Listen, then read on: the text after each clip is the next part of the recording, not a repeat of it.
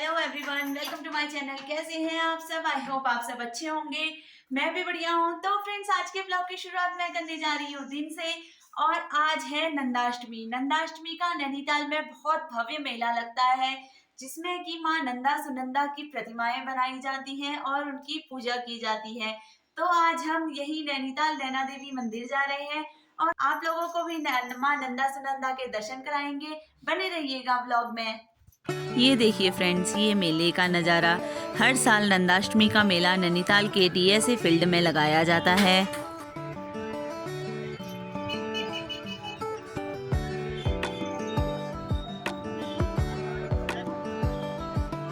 ये देखिए फ्रेंड्स, मेले का एंट्रेंस गेट यहाँ से बनाया गया है।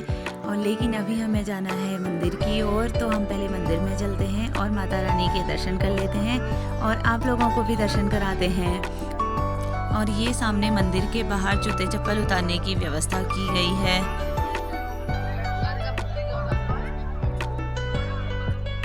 और यहाँ पर सिंदूर, बिंदी, टीका, चंदन इत्यादि पूजा की सामग्री और प्रसाद की दुकानें भी लगाई गई हैं।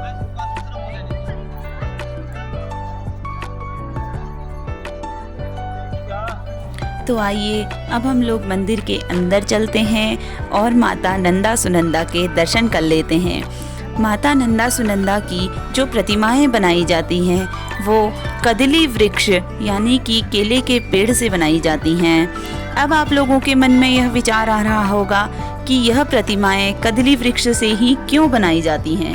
इसके बारे में विद्वानों के अलग अलग मत हैं। एक दंत कथा के अनुसार माँ नंदा को द्वापर युग में नंद व यशोदा की पुत्री महामाया भी बताया जाता है, जिसे कंस ने शिला पर पटक दिया था, लेकिन वह अष्टभुजाकार देवी के रूप में प्रकट हुई थी। यही नंद यशोदा पुत्री दुर्गा स्वरूप महामाया कलयुग में चंदवंशीय राजा के घर नंदा रूप में प्रकट हुई और उनके जन्म के कुछ समय बाद ही माँ सुनंदा प्रकट हुई। माँ सुनंदा सुनयना अथवा गौरा पार्वती का स्वरूप हैं। राजद्रोही षड्यंत्रकारियों के ने नंदा सुनंदा को मारने के लिए एक राक्षस स्वरूप भैंसा इनके पीछे छोड़ दिया। भैंसे से बचने के लिए उन्होंने केले अथवा कदली वृक्ष की ओट में छिपने का प्रयास किया, लेकिन इस बीच एक बकरे ने उस कदली वृक्ष के पत्तों को खा लिया, जिससे भैंसे ने नंदा सुनंदा माता को देखकर मार डाला। बाद में यही कन्याएं पुनर्जन्म लेते हुए पुनः मां नंदा सुनंदा के रूप में अवतरित हुई और राजद्रोहियों के विनाश का कारण बनी। और एक अन्य कहानी के अनुसार एक मूर्ति हिमालय क्षेत्र की आराध्य देवी नंदा और दूसरी गौरा पार्वती की है। इसीलिए इन मूर्तियों को पर्वताकार बनाने का प्रचलन है।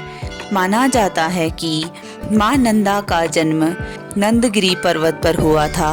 गढ़वाल के राजा उन्हें अपनी कुलदेवी के रूप में ले आए थे और अपने गढ़ में स्थापित कर लिया था।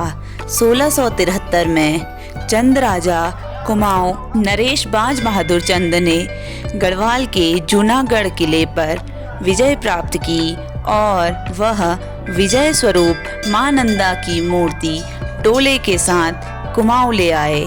कहा जाता है कि इस बीच रास्ते में राजा का काफिला रात्रि विश्राम के लिए गरुड़ स्थान के पास झालामाली गांव में रुका और सुबह जब काफिला अल्मोड़ा की ओर चलने लगा तो माँ नंदा की मूर्ति दो भागों में विभक्त हो गई और एक मूर्ति का हिस्सा वहां से हिल नहीं पाया। तो स्थानीय पंडितों के परामर्श से पास ही स्थित भ्रामरी मंदिर में रख दिया गया। भ्रामरी कर्त्यूर वंश में पूज्य देवी थी और उनका मंदिर कर्त्यूरी जमाने के किले यानी कोट में स्थापित कर दिया। कोट भ्रामरी मंदिर में अब भी भ्रामरी की शिला व नंदा देवी की मूर्ति स्थित है। यहाँ माँ नंदा अब कोट की माई नाम से जानी जाती हैं और दूसरा मूर्ति का हिस्सा अल्मोड़ा में लाया गया, जिसे मल्ला महल स्थित देवालय में स्थापित किया गया।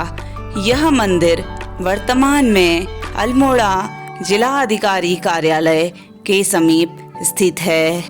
वर्तमान में नंदा महोत्सव के बारे में कहा जाता है कि पहले यह आयोजन चंदवंशी राजाओं की अल्मोड़ा शाखा द्वारा किया जाता था, किंतु 1938 में इस वंश के अंतिम राजा आनंद चंद के कोई पुत्र न होने के कारण यह आयोजन इस वंश की काशीपुर शाखा द्वारा किया गया था। नैनीताल में नयना देवी मंदिर को स्थापित करने वाले मोती राम शाह ने ही सन 1903 में अल्मोड़ा से लाकर नंदा देवी महोत्सव बनाने की शुरुआत की थी। शुरुआत में यह आयोजन मंदिर समिति द्वारा होता था। सन 1926 से यह आयोजन नगर की श्री राम सेवक सभा को दे दिया गया। हर साल यह महोत्सव बड़े ही धूमधाम से मनाया जाता है।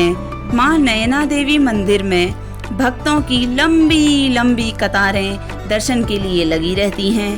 पूरे नैनीताल शहर को दुल्हन की तरह सजाया जाता है और नैनीताल के फील्ड में एक भव्य मेले का आयोजन किया जाता है। इस मेले में दूर दूर से लोग आकर दुकानें लगाते हैं और नगर निवासी इसका खूब सारा लुत्फ लेते हैं।